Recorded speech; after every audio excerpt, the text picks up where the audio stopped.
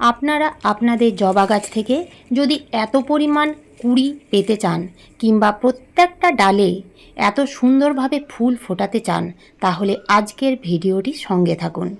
আজকে আমার এই ভিডিওটি দেখে আপনারা জানতে পারবেন, যদি জবা গাছে কুঁড়ি না আসছে, এলেও যদি কুঁড়িগুলো ঝরে পড়ে যাচ্ছে, তাহলে আপনারা আপনাদের জবা গাছের মাটিতে কী খাবার দেবেন এবং কী পরিচর্যা করবেন। আপনারা দেখতেই পাচ্ছেন প্রত্যেকটা জবা গাছের ডালে কুঁড়িতে এবং ফুলে ভরে আছে। প্রত্যেকটা জবা গাছের পাতা দেখুন সবুজে সবুজ এবং গাছের গ্রোথ যথেষ্টই সুন্দর। তো যদি আপনারা প্রত্যেকটা জবা গাছ থেকে এত পরিমাণ কুঁড়ি পেতে চান এবং সুন্দরভাবে ফুল ফোটাতে চান, গাছের গ্রোথ যদি সুন্দর করতে চান এবং প্রত্যেকটা গাছের পাতা যদি এই রকম সবুজ এবং চকচকে রাখতে চান, তাহলে আজকের ভিডিওটি অবশ্যই আপনাদের দেখতেই হবে। নমস্কার বন্ধুরা, আমি সোনালি, আপনারা দেখছেন সোনালিস গার্ডেন। আপনাদের জবা গাছের গ্রোথ যদি একেবারেই থেমে গেছে, গাছগুলোকে ঝোপালো করতে চান, তাহলে গাছের ডালগুলো হালকা কাটাই ছাঁটাই করে দিন। গাছের ডাল যদি মাঝে মধ্যেই কাটাই ছাঁটাই করা হয়, তাহলে সেই গাছ অনেক বেশি ঝোপালো হয়।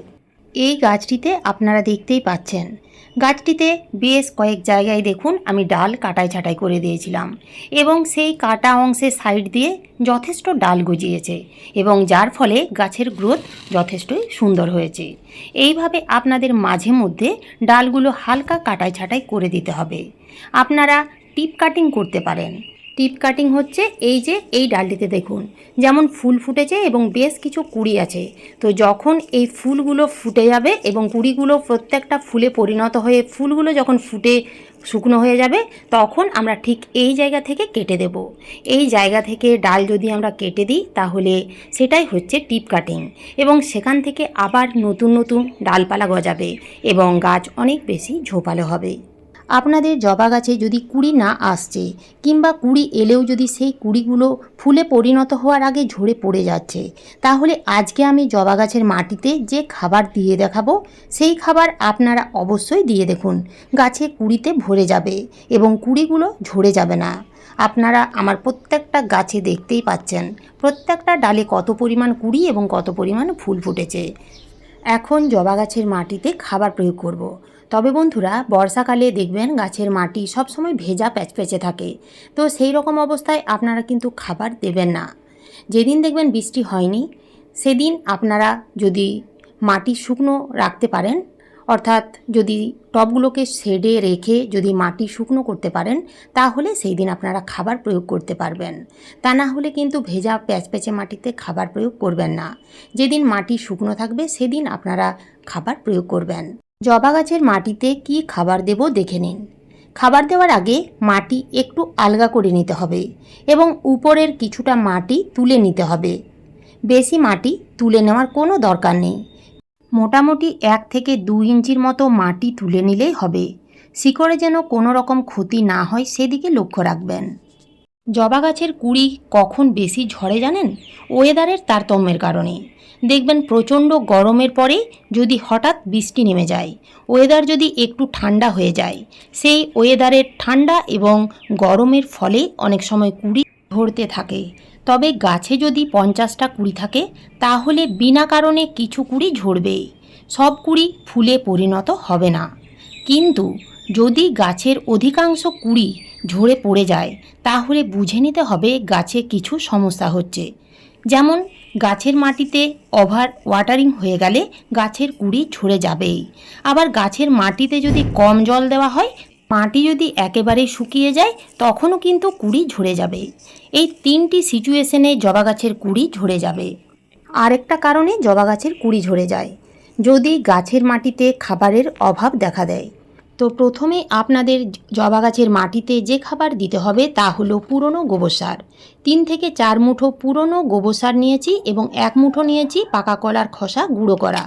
পুরনো গোবর সার খুব ভালো করে শুকিয়ে এই রকম ঝুরঝুরে করে নেবেন। গোবর সার যদি শুকিয়ে ঝুরঝুরে করে গাছের মাটিতে দিতে পারেন, তাহলে অনেক বেশি ভালো হবে। পাকা কলার খোসা রোদ্রে ভালো করে শুকিয়ে গুঁড়ো করে তারপরেই ব্যবহার করবেন।